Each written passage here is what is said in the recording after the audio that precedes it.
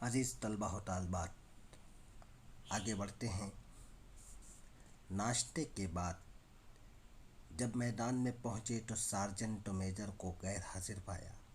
Sergeant major 2 सितारों वाले officer, ऊपर से तीसरे नंबर पर फौज में होते हैं, को गैर हाजिर पाया। घड़ी देखी तो मालूम हुआ कि वो गैर हाजिर नहीं, हम ही वक्त से पहले पहुंच गए हैं। गोया फौजी ज़ब्तों की पहली खुराक ही इस कदर ज़ूद असर निकली। सही वक्त पर सार्जेंट मेजर नमूदार हुआ। वक्त के पाबंद होते थे। फौज में वक्त की पाबंदी सबसे ज़्यादा अहमियत रखती है। नमूदार हुआ, हाजिर हुआ तो अपनी फतेह पर ज़रा मुस्कुराया, लेकिन फ़ौरन मुंजमद हो गया, फ़ौरन सख्त हो गया और हमें हुक्म दिया कि क्वार्टर मास्टर स्टोर में जाकर अपने अपने साइज़ के बूट ले आओ।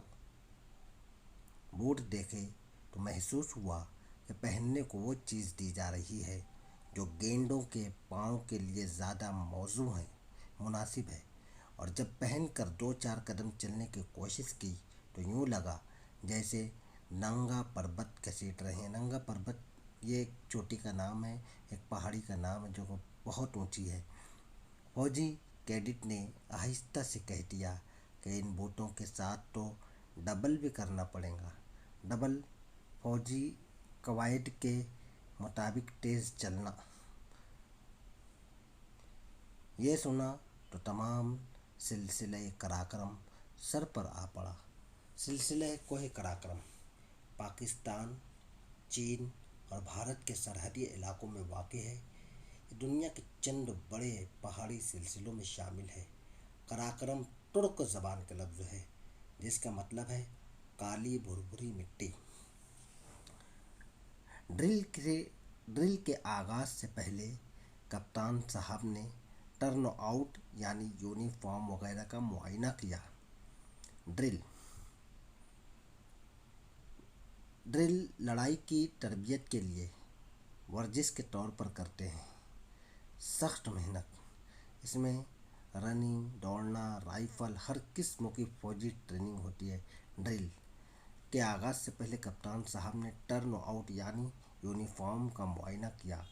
और मुआयना क्या किया, गोया हमें खुर्दबीन के नीचे रख दिया, बारीक बीनी से जांच किया गया।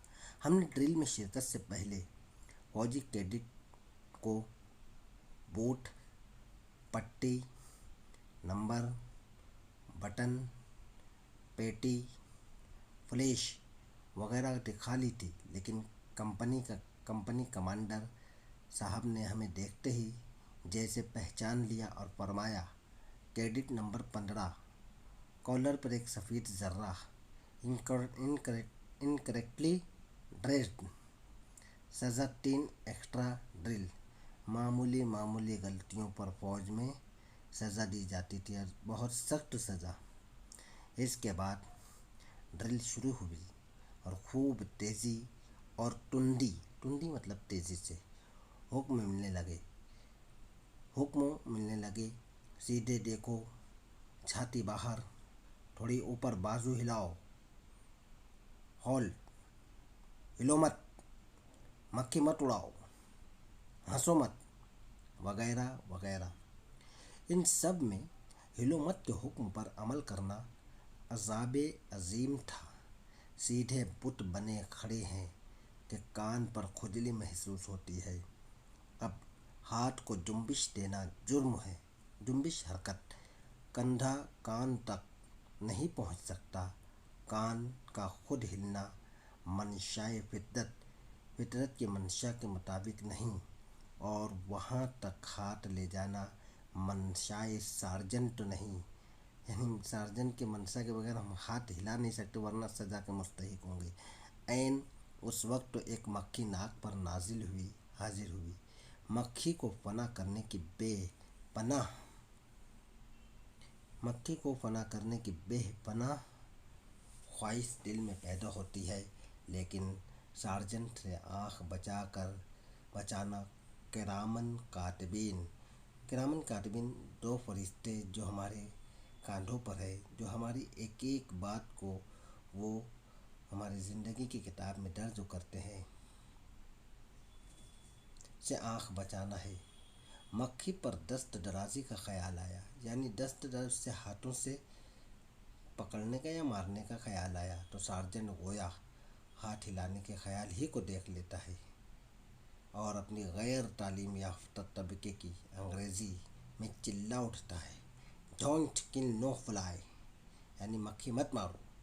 हाथ वहीं का वहीं सूख जाता है और मक्खी नहायत इत्मीनान से नाक के नशेब व फराज उतार चढ़ाव का मुआयना करती है।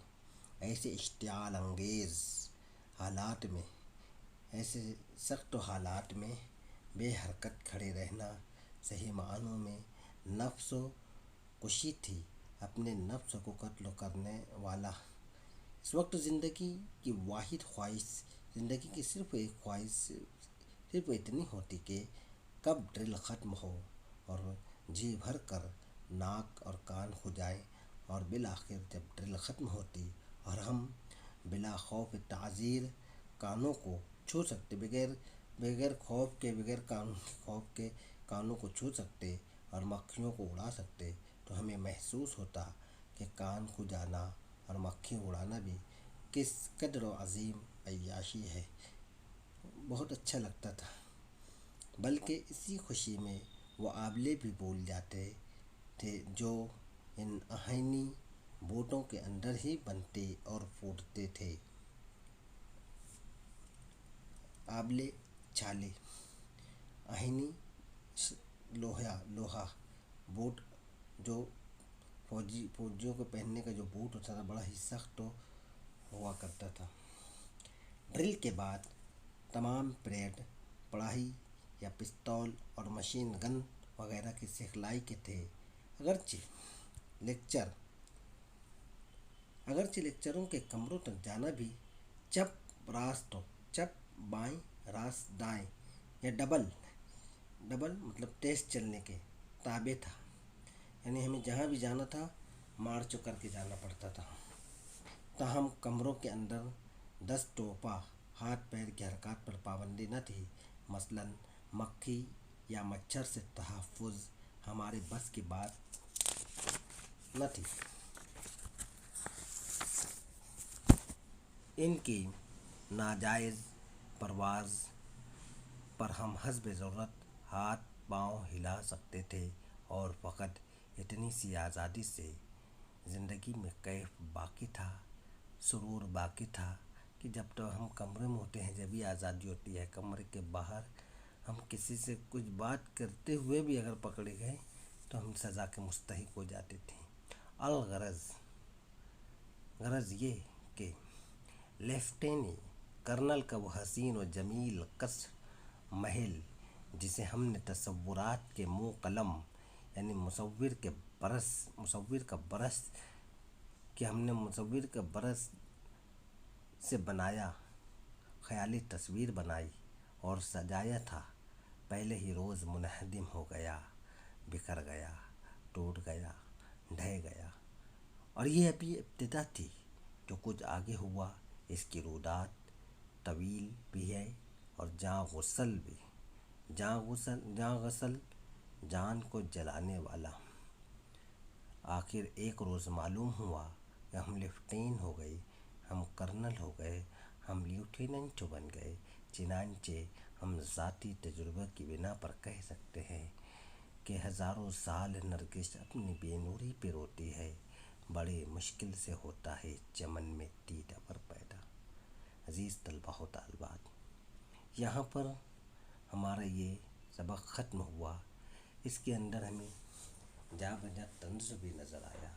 तंज़ के साथ साथ एक इंशा परदाज़ी, इंशाइया मतलब एक बेहतरीन मज़मून भी नज़र आया, एक तजुर्बा भी बताया गया। ज़िंदगी में कोई काम आसान नहीं होते, ज़िंदगी में कुछ पाने के लिए कुछ खोना पड़ता है। कामयाबियाँ बुलंदियाँ आसानी से नहीं आती, चाहे वो ज़माना हो یا یہ زمانہ ہو، اگر زندگی میں آگے بڑھنا ہے تو سخت سے سخت محنت کرنا ہے، تمہیں پڑھائی کرنا ہے، اچھے مارکس حاصل کرنا ہے، پکڑ مضبوط کرنا ہے تمہاری، کمپیٹیٹیو ایگزام میں اچھے مارکس لانا ہے، اس کے بعد کہیں تم ڈاکٹر بنو گے، انجینئر بنو گے یا ایک بہترین ریسرچر بنو گے۔ لیکن محنت بہت ضروری ہے، محنت بہت ضروری ہے، بہت ضروری ہے، بہت ضروری ہے۔ تم اسے یوں نہ سمجھو کہ یہ پلیٹ میں سجا کے مل جائے گی۔ زندگی میں ہمیں ہر چیز تو آسانی سے مل گئی، لیکن اب زندگی کے جس موڑ پر ہمیں یہاں پر ہمیں کوئی چیز آسان نہیں ہے، ہمیں انٹرویو بھی فیس کرنا ہے اچھی جاب کے لیے، ہمیں اچھے کالجز میں ایڈمیشن بھی لینا ہے، اگر ہم اچھے مارکس لاتے ہیں، اسکالرشپ لیتے ہیں تو ہمیں اچھے کالج میں ایڈمیشن ملیں گے، ورنہ ہم اپنے ماں باپ کا لاکھوں روپیہ جھونک دیں گے، اس کے بعد بھی ہم ایک بہترین کارآمد اور کوالٹی ہم اپنے اندر نہیں پیدا کر سکتے۔ عزیز طلباء و طالبات، محنت ہی اور لگن ہی تمہاری زندگی کی کامیابی ہے۔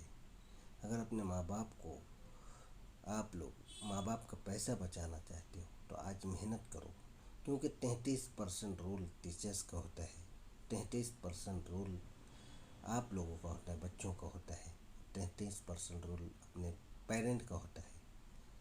اب کہاں کوتاہی ہوتی ہے یہ آپ خود جانیں۔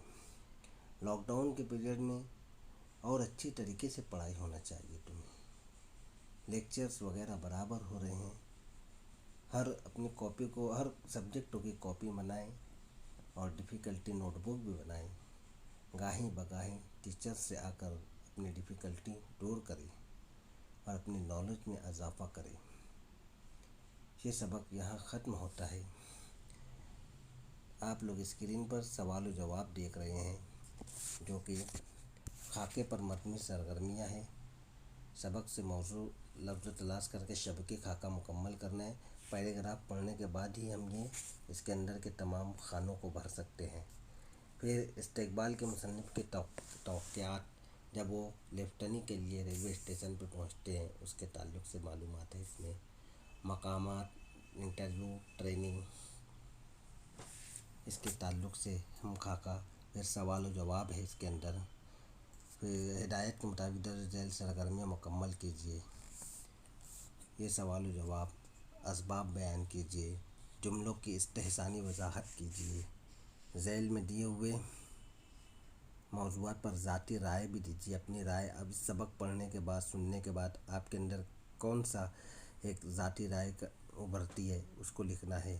ہدایت کے مطابق درج ذیل قواعد کی سرگرمیاں مکمل کیجیے۔